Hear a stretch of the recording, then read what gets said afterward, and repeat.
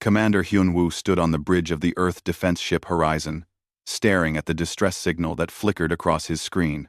300 years had passed since humanity joined the Galactic Council, and in all that time, they had never been truly welcome.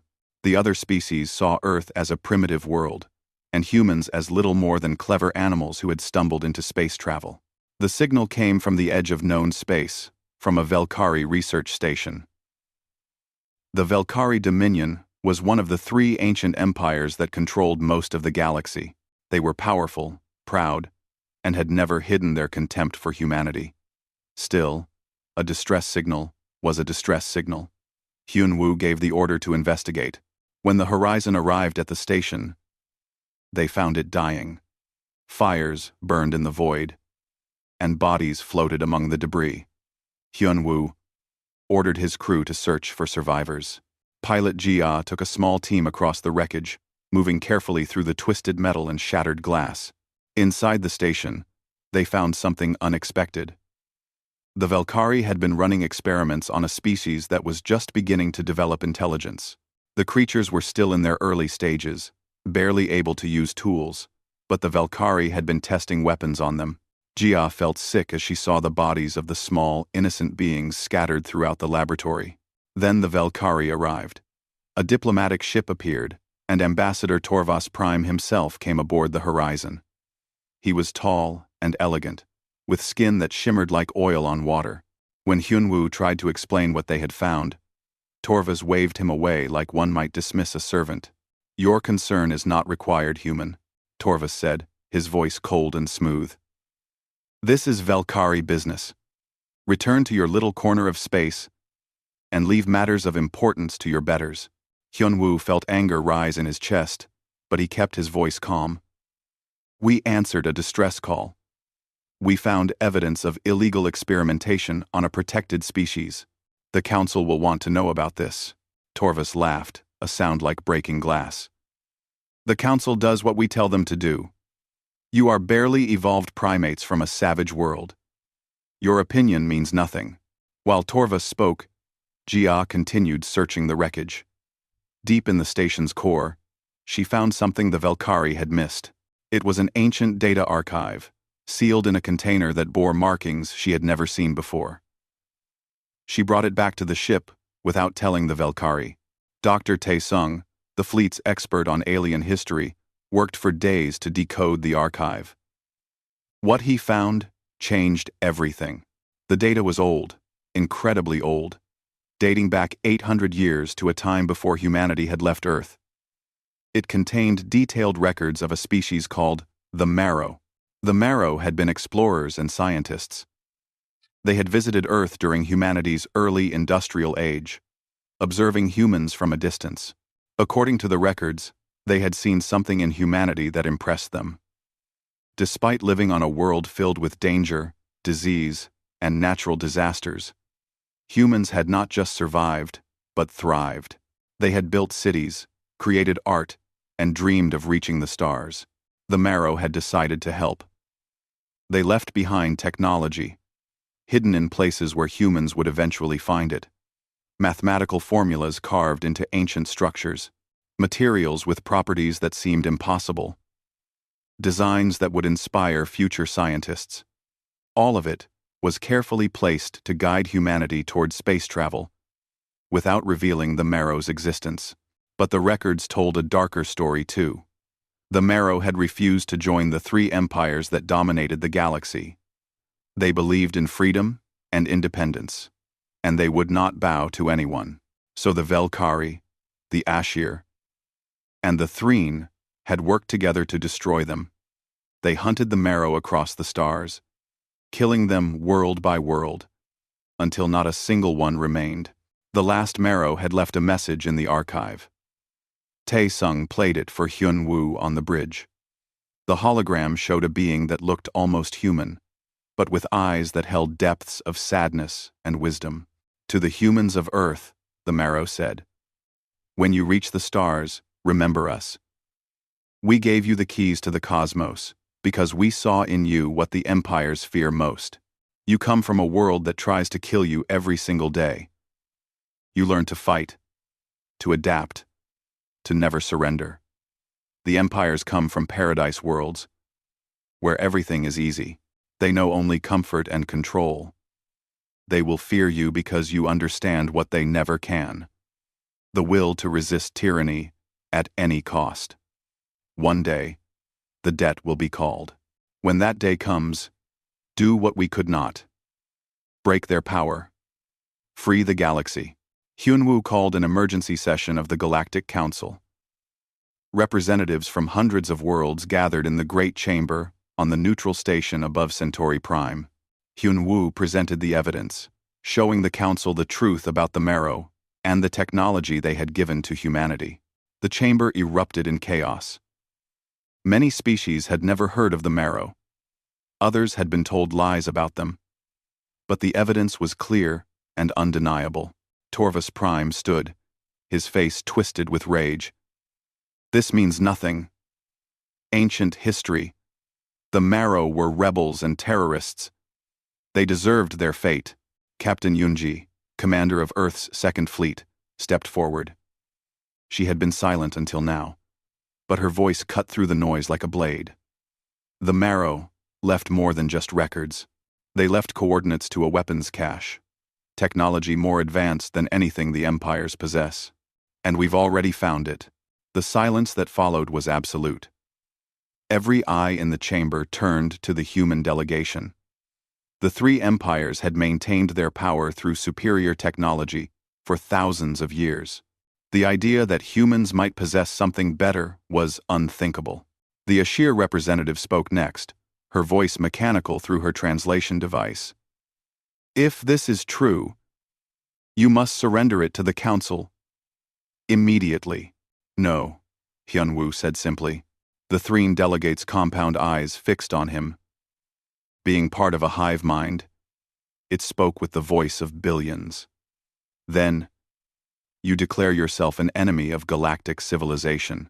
We declare ourselves the inheritors of the Marrow legacy, Yunji said. We declare that the age of empires is over, and we declare that humanity will no longer bow to tyrants. Torvus Prime's face twisted into something ugly. You have just signed your species' death warrant, human. The empires will crush you.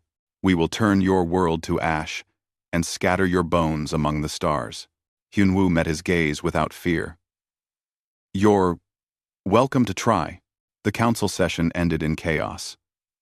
The three empires withdrew their ambassadors and began mobilizing their fleets.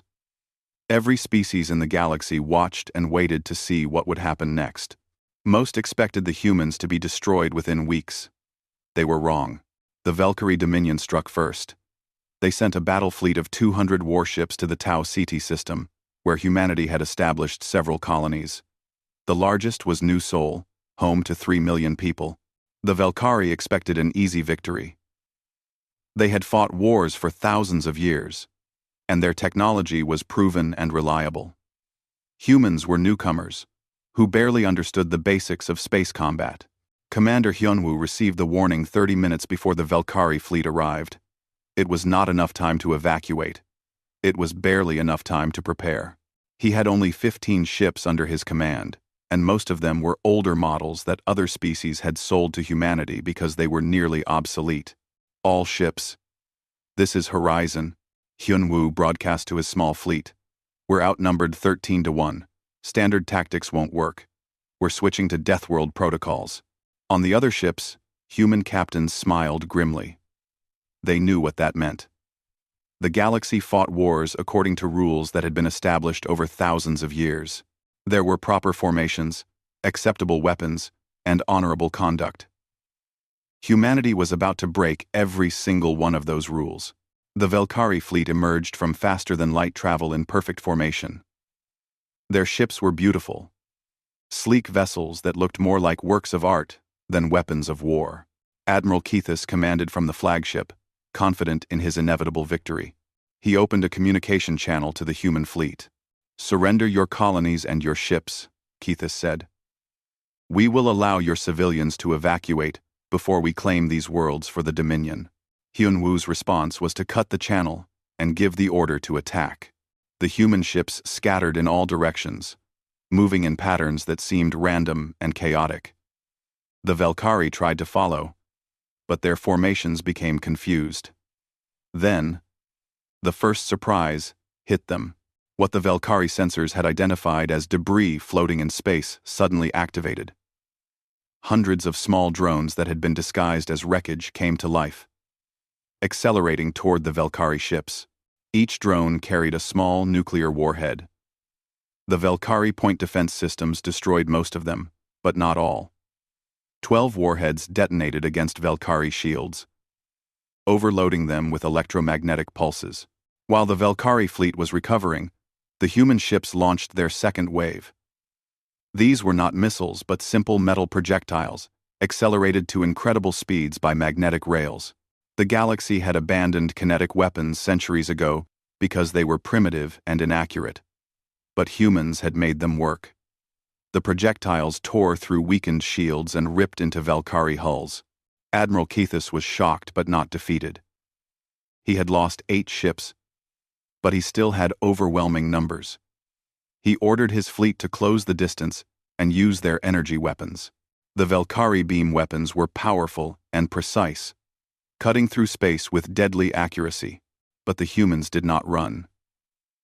Instead, they did something no civilized species would do. They closed the distance even more and initiated boarding actions.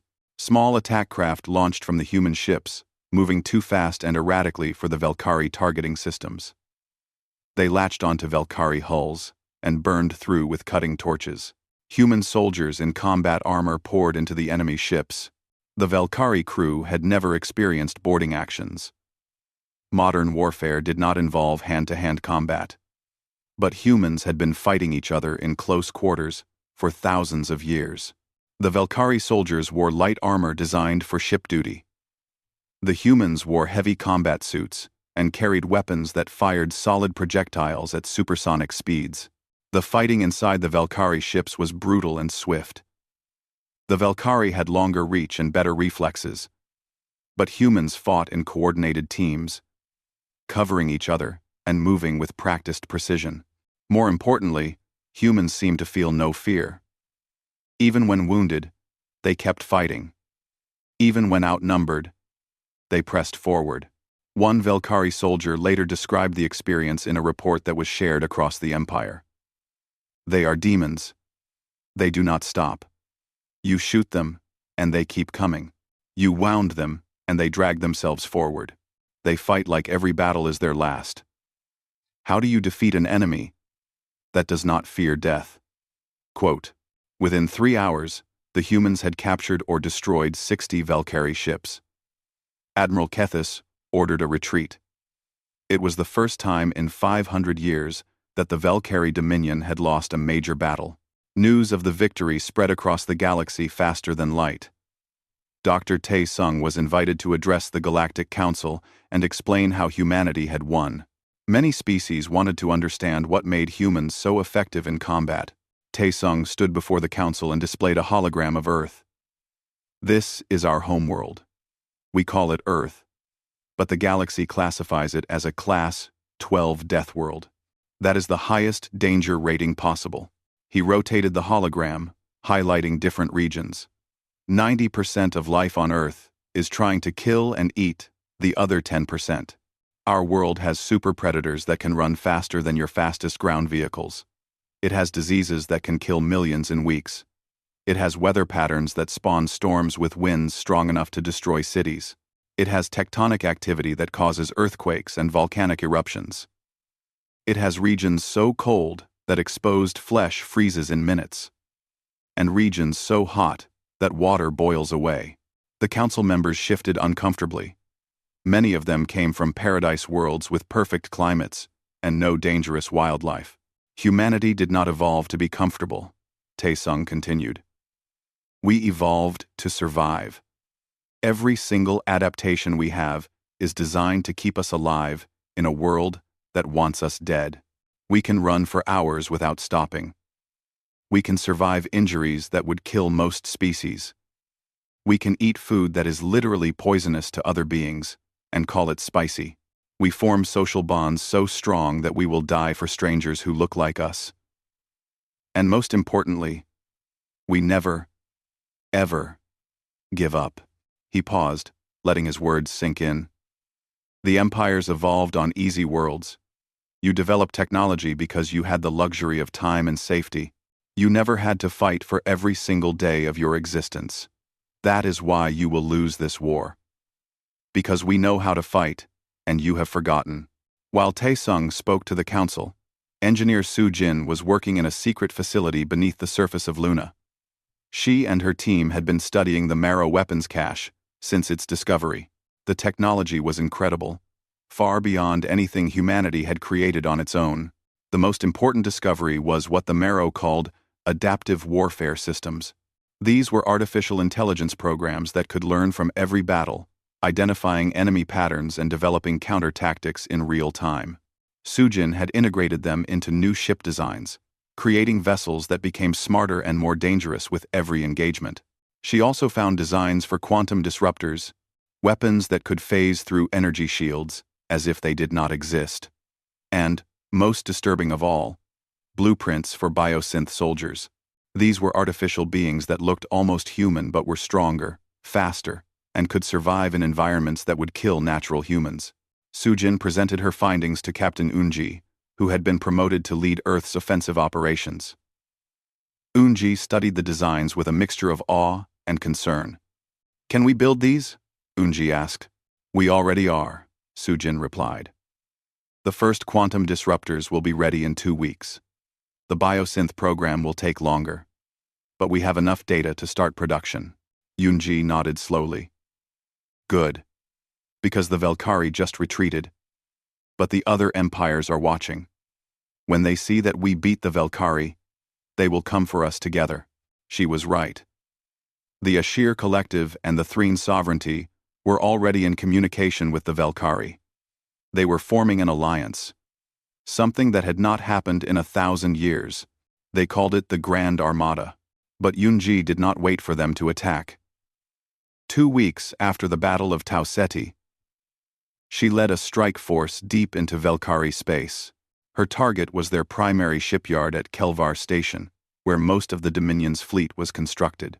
The attack came without warning. Human ships, equipped with quantum disruptors, appeared from faster-than-light travel and opened fire. The Velcari shields were useless. The disruptor beams passed through them like they were made of paper, striking the station's main reactor. The explosion could be seen from 3-star systems away. Half of the Velcari's remaining fleet was destroyed in dock. The other half scattered, retreating to defensive positions around their core worlds. Ambassador Torvas Prime personally contacted Earth, requesting a ceasefire. President Daun took the call from her office in Seoul. Torvas looked different now. His pride was gone, replaced by something that might have been fear. "Enough," Torvas said. "We acknowledge our error. Humanity is stronger than we believed. Let us have peace." Daun's expression was hard.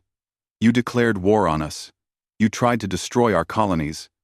Now you want peace because you are losing." "Yes," Torvas said simply. There was no shame in his voice, only pragmatic acceptance. But Daun shook her head. "The Ashir and Threen have not agreed to peace. We know about the Grand Armada. Until all 3 empires surrender, the war continues." She ended the call. Across human space, shipyards worked day and night. More weapons came online. More ships launched. Humanity was preparing for the largest battle in galactic history, and they would not stop until the empires fell. The Grand Armada assembled at the edge of the Sol system like a storm about to break.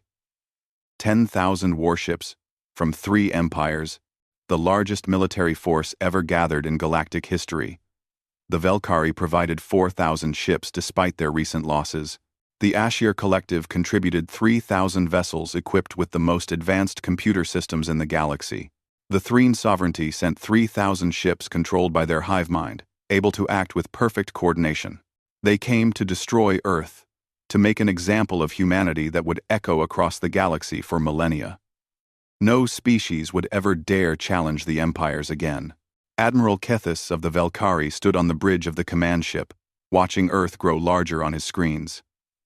It was a beautiful world, covered in blue oceans and white clouds. It seemed wrong that such a lovely planet had produced such dangerous beings. The Armada's plan was simple. They would destroy all orbital defenses, then bombard the surface until humanity surrendered. If humans refused, they would burn the continents until nothing lived. It was harsh, but the empires agreed it was necessary. The attack began at dawn over the Pacific Ocean. Energy beams lanced down from orbit, striking military installations and defense satellites. The human defenders fought back, launching missiles and firing railguns. But they were overwhelmed. Within 6 hours, Earth's orbital defenses were gone. Then, the bombardment of the surface began. Cities burned under the alien weapons. Millions fled to underground shelters that had been prepared for this exact scenario. The empires broadcast their terms on every frequency: surrender immediately, dismantle all weapons, submit to empire authority, or watch your world die. President Daun responded from a bunker 2 kilometers beneath Seoul. Her message was broadcast across the entire galaxy. Not just to the Armada. You call us savages. You call us Deathworlders. You are right. We are the children of a world that tried to kill us every day for 4 million years. Predators hunted us. Diseases infected us. Nature itself attacked us with floods and fires and earthquakes. And we survived it all. We are still here. You think you can succeed where our own world failed? Come and finish what you started, if you can. The empires landed ground forces. They expected desperate resistance followed by quick collapse. What they got was something none of them had prepared for.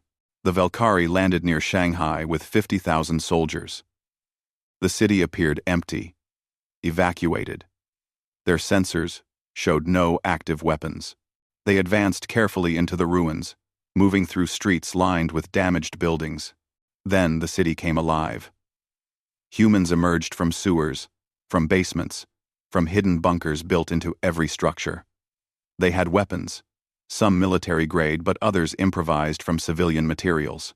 They knew every street, every building, every hiding place. The Velcari had longer reach and better reflexes, but the humans used the terrain against them. They fired from windows and disappeared before return fire could find them. They collapsed buildings on top of advancing troops. They used the subway tunnels to move unseen, appearing behind enemy lines to attack supply columns. The Ashir Collective landed near the ruins of Mumbai with an army of combat robots controlled by their advanced artificial intelligence. The robots were efficient killing machines, designed to hunt and destroy without mercy or hesitation. They swept through the city in perfect formation, but engineer Su Jin had prepared for them. Hidden throughout the city were electromagnetic pulse generators. When the robots reached the city center, she activated them all at once. The robots froze, their circuits fried by the intense energy burst. Human soldiers moved in immediately, destroying the disabled machines before the Ashir could reboot them.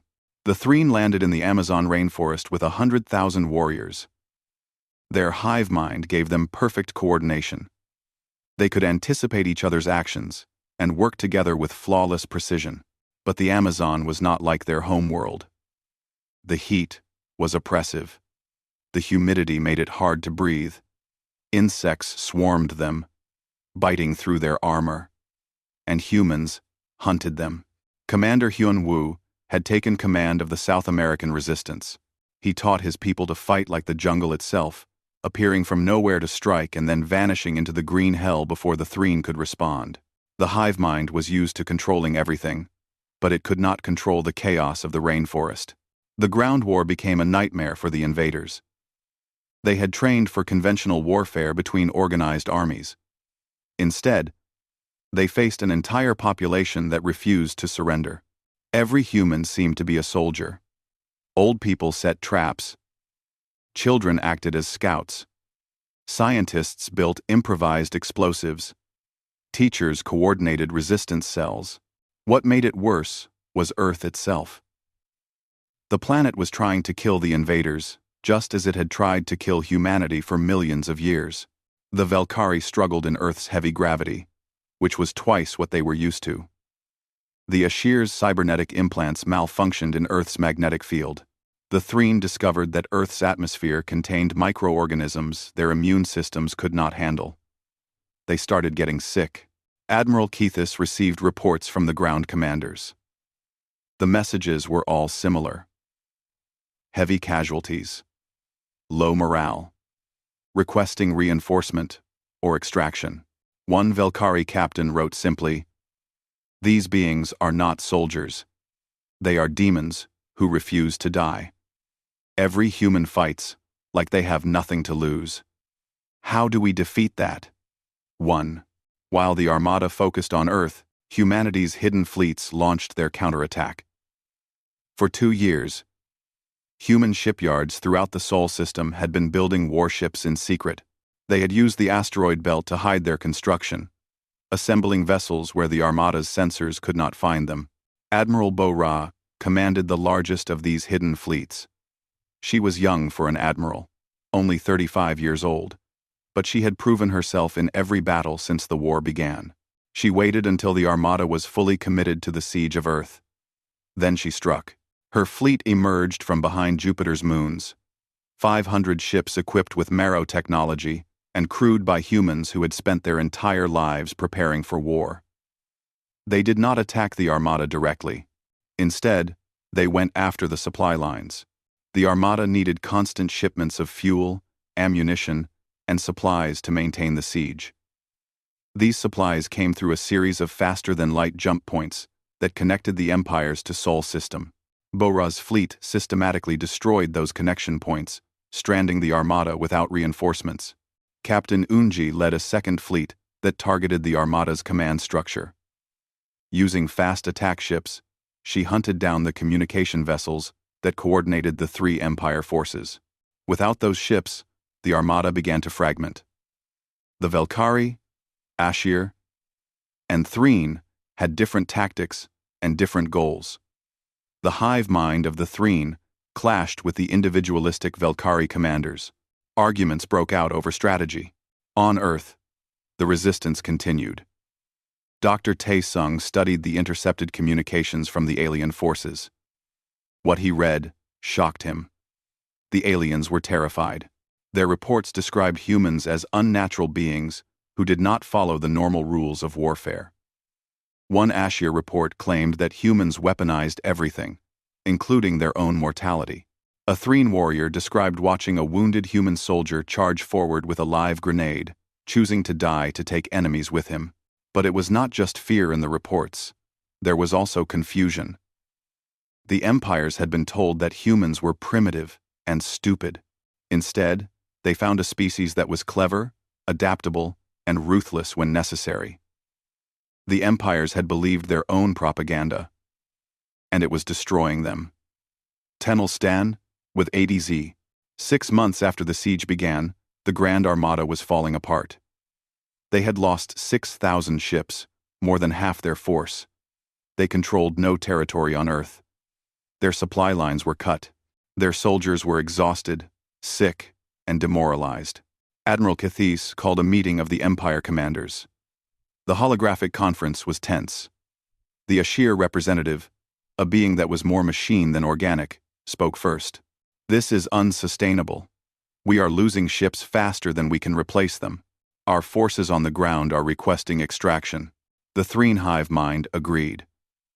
The humans have proven more resilient than calculated. Continuation of siege will result in total fleet loss within 3 months. 2. Keithis nodded slowly. The Velcari Dominion concurs. We must withdraw. It was a bitter admission. The 3 empires had come to crush humanity, and had instead been crushed themselves. They had lost the largest fleet ever assembled, and gained nothing. The Armada retreated from Sol system in chaos. Human forces did not pursue immediately. They were too busy dealing with the damage to Earth. Billions were homeless. Cities were in ruins. But humanity was alive, and they had won.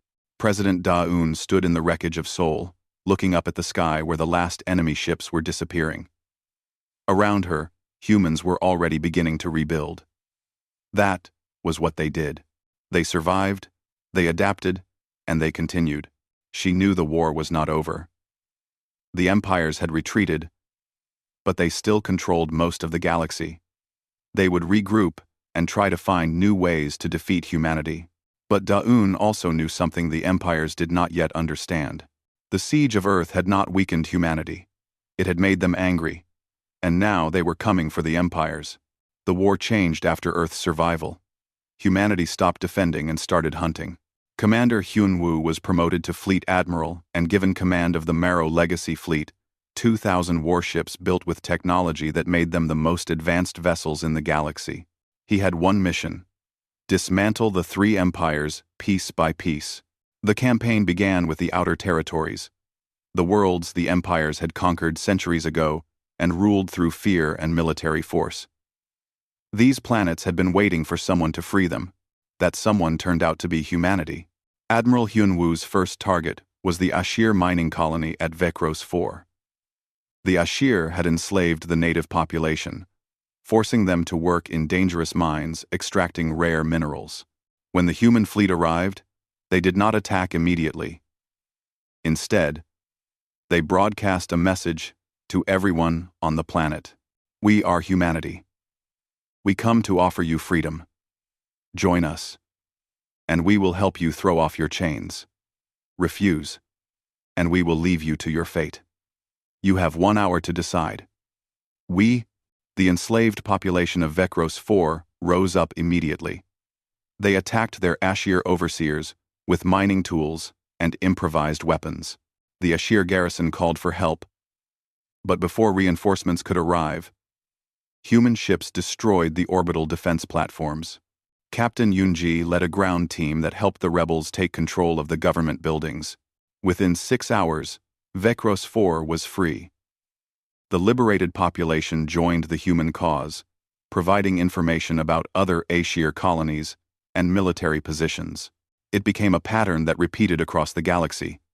Humanity did not conquer. They liberated, and the freed species remembered who had helped them. The Ashir Collective tried to stop the rebellion by sending their cybernetic enforcers, elite soldiers who were more machine than organic. These enforcers had crushed dozens of uprisings over the centuries, but they had never fought humans before. Engineer Sujin had continued her work on Marrow technology. She developed a virus specifically designed to target Ashir computer systems. When the enforcers arrived at a rebel world, Unji's forces would release the virus. The enforcers' cybernetic implants would shut down, leaving them helpless. Some died immediately when their mechanical hearts stopped. Others were captured, and their technology reverse-engineered. The Ashir leaders realized too late that their reliance on artificial intelligence and cybernetics had become a weakness. Humanity had learned to turn their own weapons against them. Within a year of the campaign's start, the Ashir Collective began to fracture.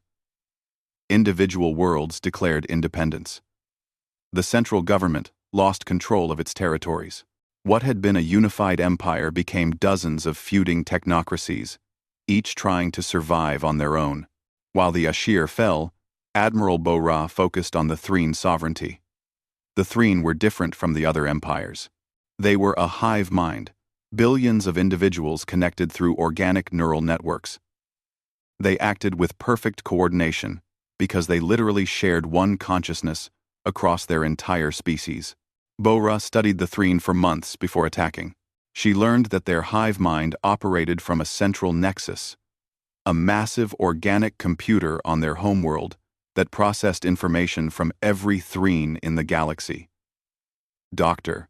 Taesung confirmed that if the nexus could be destroyed or damaged, the hive mind would fragment. The Threen homeworld was the most heavily defended location in the galaxy. Thousands of ships surrounded it. Weapon platforms covered every approach. It seemed impossible to attack. But Bo-Ra did not try to fight through the defenses. Instead, she went around them, using Marrow faster-than-light technology that was more advanced than anything the Threen possessed. Bo-Ra's fleet jumped directly into orbit around the homeworld. They appeared without warning, bypassing all the outer defenses. Before the Threen could react, human ships launched quantum disruptors at the surface, targeting the coordinates Taesung had provided for the Nexus. The building that housed the Nexus was protected by shields and armor. But quantum disruptors passed through shields like they were not there. The beams struck the organic computer, burning through its living tissue and destroying the neural pathways that connected the hive mind. The effect was immediate and catastrophic. Across the galaxy, every Threen suddenly found themselves alone in their own head for the first time in their lives. The shock was overwhelming. Some went mad. Others simply stopped functioning, unable to process the sensation of being an individual. The sovereignty collapsed overnight. Bo-Ra did not celebrate. She had studied the Threen carefully and understood what she had done. She had not just defeated an empire. She had fundamentally changed an entire species. Some would call it necessary. Others would call it monstrous. Bo-Ra was not sure which was correct, but she knew it had been the only way to win. That left the Velcari Dominion, the oldest and proudest of the empires. Ambassador Torvus Prime had retreated to the Velcari homeworld of Velcar Prime, where he had assumed direct control of the government. He fortified the planet with every weapon and soldier the Dominion could gather. He swore that humanity would break against Velcari defenses like waves against stone. Admiral Hyunwoo arrived at Velcar Prime with the full might of the Marrow Legacy fleet. He sent one final message to Torvus before the battle began. Surrender now. Your empire is finished. The Ashir are broken. The Threen are scattered. You stand alone. There is no shame in accepting defeat. Lay down your weapons, and we will treat you with honor. Torvus's response was brief and filled with hatred. Come and take it, Deathworlder. We will show you what true civilization is capable of. The Battle of Velcar Prime lasted 3 days. It was the most brutal combat of the entire war.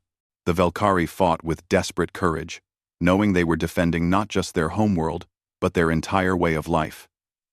They threw everything they had at the human fleet. Energy weapons that could cut a ship in half. Missiles that could track targets through faster-than-light jumps. Soldiers who fought to the death rather than retreat, but humanity had learned from every battle. They used the Velcari's own tactics against them. When the Velcari tried to maintain formation, human ships broke apart into small groups that attacked from multiple directions. When the Velcari adapted, humans changed tactics again. It was the difference between a species that had spent thousands of years perfecting one way of fighting and a species that had spent millions of years learning to adapt to anything.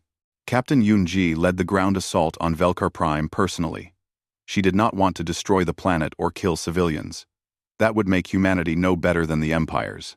Instead, her forces moved carefully through the cities, fighting soldier to soldier, building to building.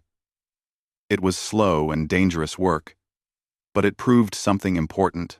Humanity could beat the empires at their own game. But they could also win through discipline and restraint. They could be better than their enemies while still being stronger.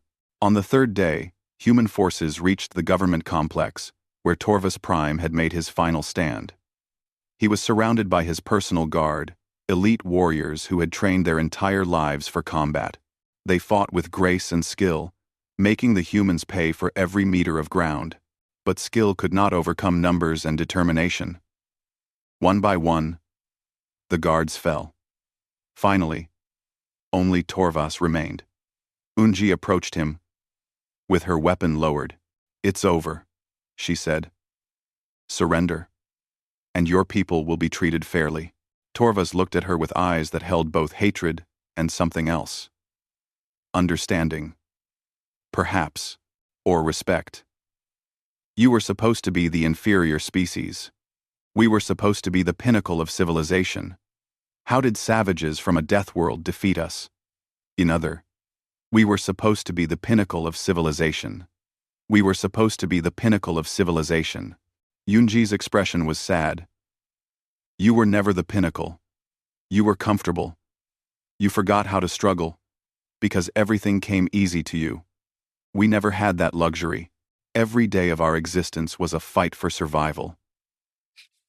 That made us strong in ways you never understood. She held out her hand. After a long moment, Torvus took it. The Velcari dominion had fallen. News of the victory spread across the galaxy within hours. The three ancient empires that had ruled for millennia were gone. The Ashir collective had shattered into isolated colonies. The Threen's sovereignty had fragmented into confused individuals trying to learn how to think for themselves. The Velcari dominion had surrendered its government and military to human authority. President Daun addressed the galaxy from the rebuilt government building in Seoul. Her speech was broadcast to every species and every world. The age of empires is over. No more will powerful civilizations dominate weaker ones. No more will species be enslaved or destroyed because they refuse to submit. The Galactic Council will be reformed as a true democracy where every species has equal representation. Those who wish to join us in building this new future are welcome. Those who wish to remain independent may do so. But tyranny ends today. The response was overwhelming. Hundreds of species that had suffered under Empire rule pledged their support. Even former Empire worlds, seeing humanity's restraint in victory, agreed to join the new coalition.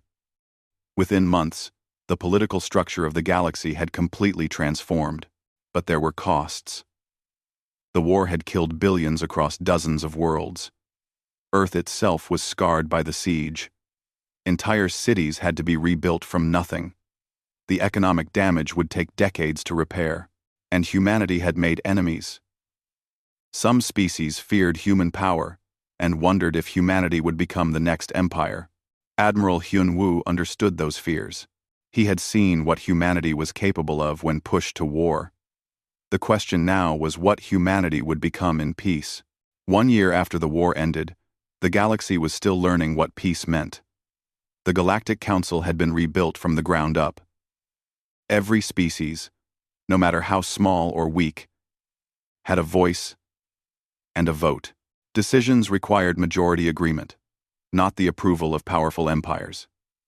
It was messy and slow, but it was fair. President Daun walked through the new council chambers on Centauri Station, watching representatives from hundreds of worlds debate trade agreements and mutual defense treaties.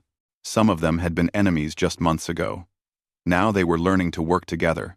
It was not always smooth, but it was progress. She returned to her office and found Admiral Hyun-woo waiting for her. He looked tired.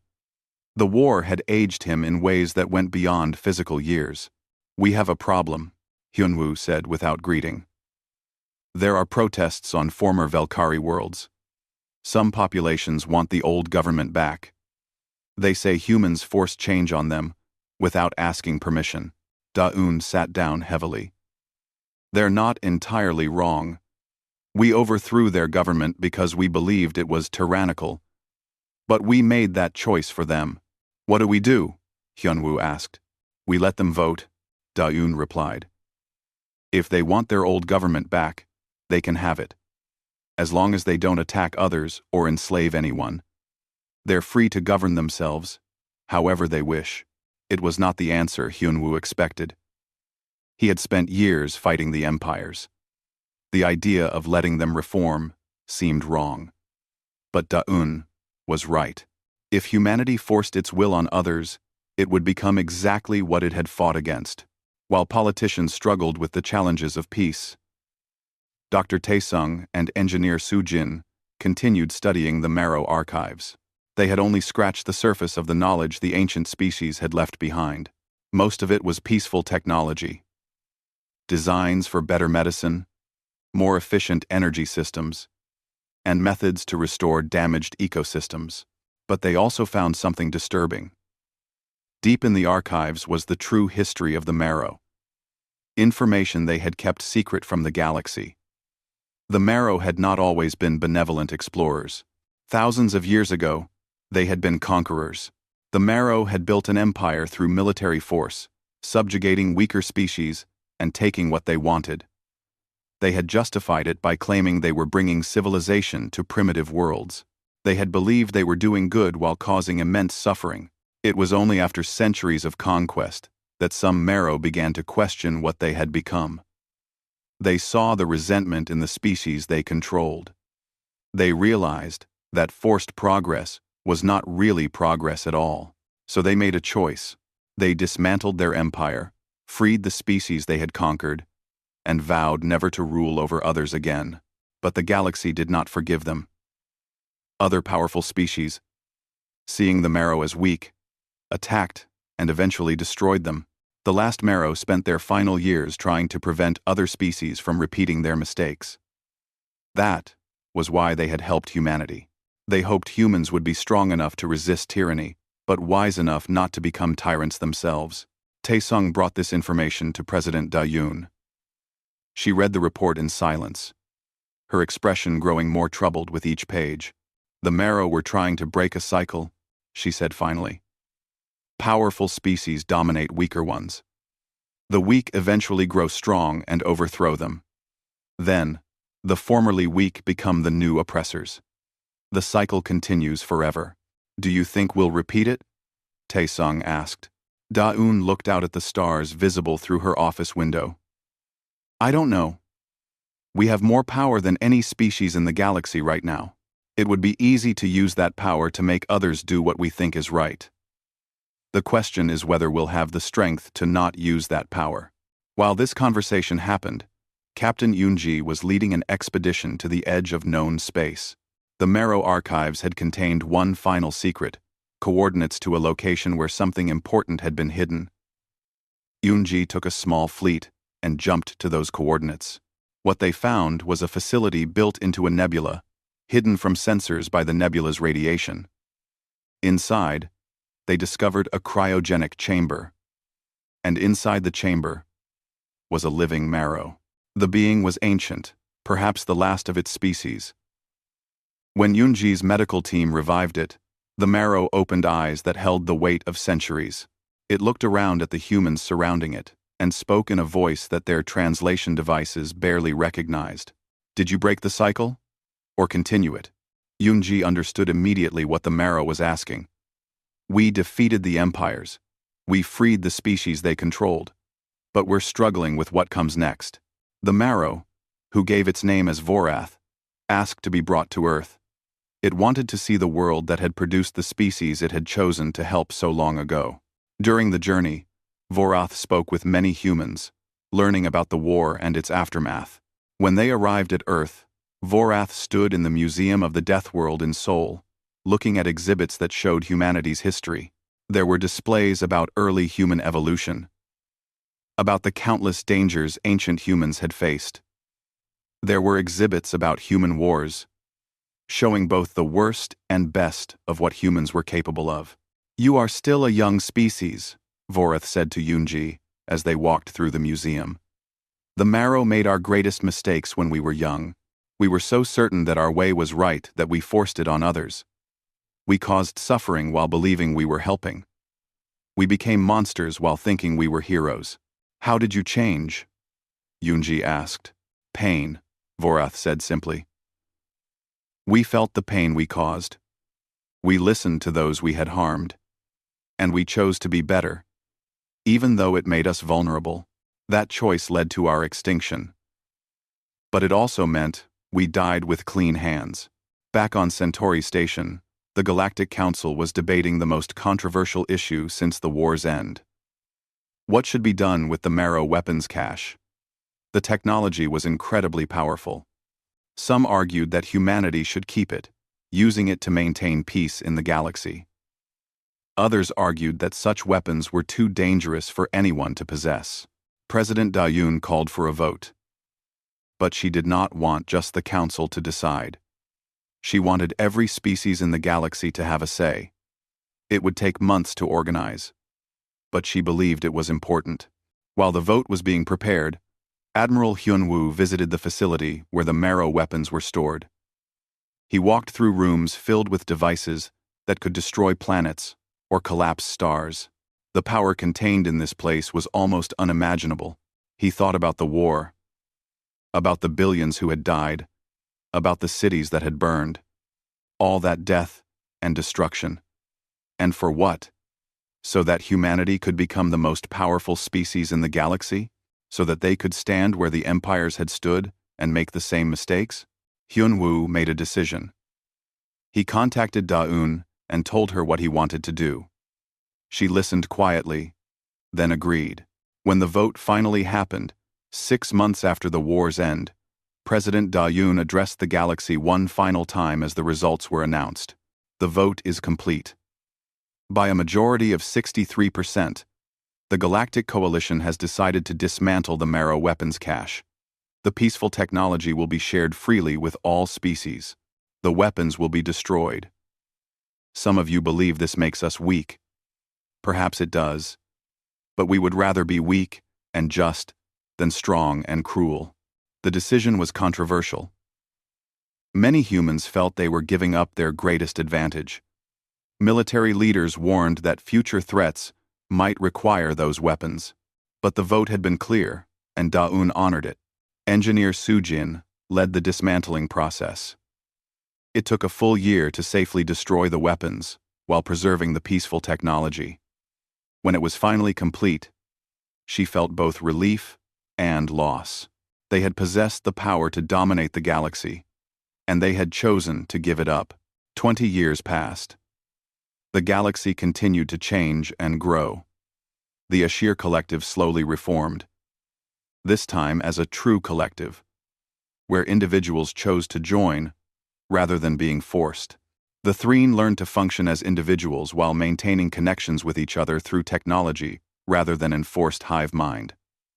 The Velcari rebuilt their government as a representative democracy. Not everyone was happy. Some species still resented humanity's role in overthrowing the old order. There were conflicts and disagreements, but there were no more empires, no more species enslaved or destroyed simply because they were weak. Admiral Hyun-woo, now elderly and retired, stood before a memorial on Earth. It listed the names of every human who had died in the war. There were billions of names carved into the black stone. He visited whenever he could, remembering their sacrifice. A young alien child approached him, part of a school group visiting from one of the formerly enslaved worlds. The child looked up at Hyun-woo with curious eyes. "Are you a war hero?" the child asked. Hyun-woo smiled sadly. "I was a soldier. I did what I had to do." "Were humans really as scary as the stories say?" the child asked. "My teacher says you were Deathworlders who could not be defeated."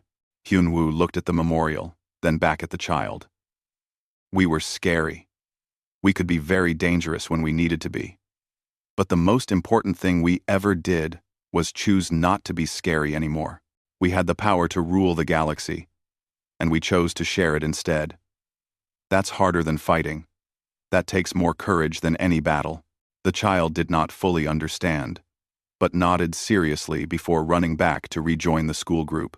Vorath, the last Marrow, had lived long enough to see humanity's choice. Before dying peacefully in sleep, it left one final message for the species it had helped so long ago. "You have repaid the debt. Not through conquest or domination, but through choosing mercy when you had the power to destroy. The Marrow gave you the tools to reach the stars, because we saw potential in you. You have proven that our faith was justified. The cycle is broken. Build something better than what came before." President Da-eun had the message displayed in every council chamber and on every human world. It reminded everyone of what they had accomplished and what they still needed to protect. In the Museum of the Death World, a new exhibit was added. It told the story of the war, of humanity's victory, and of the choice they made afterward. The final plaque read simply, "We were forged in fire, tempered by hardship, and tested by war.